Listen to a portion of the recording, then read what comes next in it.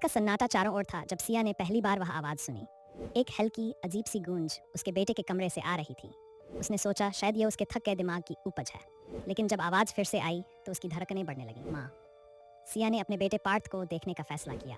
वह तेजी से कमरे की ओर बढ़ी, लेकिन दरवाजे की सीटी उसकी यात्रा को धीमा कर रही थी। दरवाज़ा खुला, लेकिन पार्थ वहाँ नहीं था। उसके बिस्तरे पर एक पुरानी तस्वीर रखी थी जिसमें पार्थ खेलते हुए दिख रहा था। तस्वीर की पृष्ठभूमि में एक धुंधली आकृति थी जो किसी की थी। सिया ने तस्वीर को ध्यान से देखा और तभी आवाज़ फिर से गूंज उठी, माँ। इस बार वह कमरे के कोने से आई। सिया की सांसें थम गईं। उसने कोने की ओर देखा पर वहाँ कुछ नहीं था।